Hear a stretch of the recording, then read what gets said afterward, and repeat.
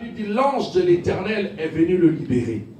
Ce soir, même si dans ta famille, on avait déclaré que la sorcellerie dominait et que depuis ton pays d'origine, où tu es arrivé dans ce pays, et le jour où tu as pris fonction dans ce service, et on avait déclaré que ta vie devait être une vie de souffrance, j'annonce aujourd'hui, comme on parle de résurrection, que tu ne seras plus à l'endroit où la sorcellerie t'avait localisé, mais tu seras à l'endroit où le Seigneur va te mettre afin d'expérimenter une autre dimension. Amen. Je pensais que tu allais dire Amen avec moi. Amen. Alors aujourd'hui, tu dois expérimenter Dieu. Amen.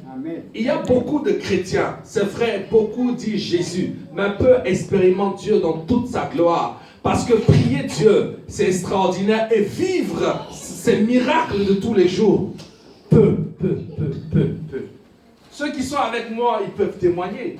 Alléluia. Amen. Comment on vit la grâce de Dieu tous les jours. Amen. Alléluia. Amen. Comment le Saint-Esprit nous fait du bien. Aujourd'hui, je suis heureux parce que j'ai baptisé quelqu'un aujourd'hui. Il est rentré dans le royaume des cieux. Amen. Il fait partie de la classe des élites, des personnes qu'on appelle des gagnants. Amen. Non pas des gens de l'échec. Amen. Alléluia. Amen. Alors ce soir, est-ce que tu es prêt à rentrer dans mon vol?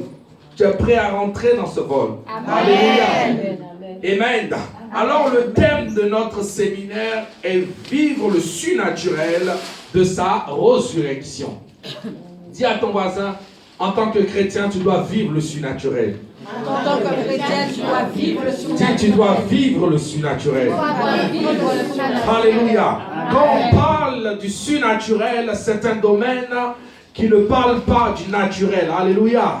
Le surnaturel est quelque chose de spécial.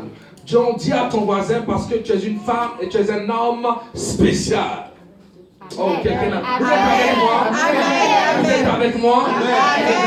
Alléluia.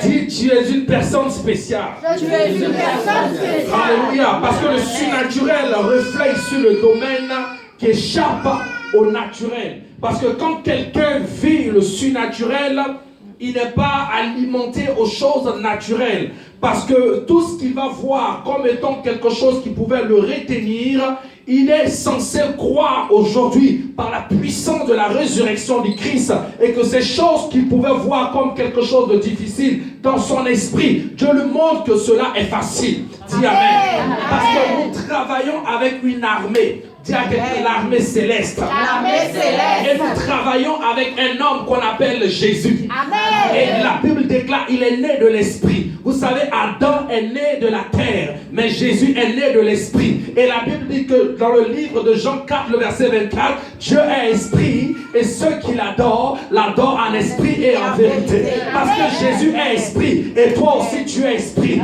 c'est pour cela que tu es censé déplacer les choses qui n'existaient pas comme si elles existaient.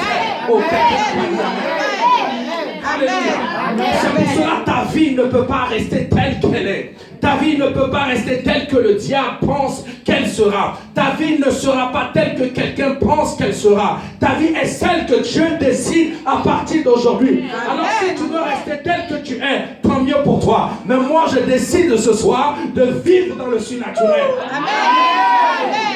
Parce que je n'appartiens pas à ce monde. J'appartiens à une classe de personnes. C'est pour cela que Jésus dit cherchez premièrement quoi? Le royaume des cieux. Oh, alléluia.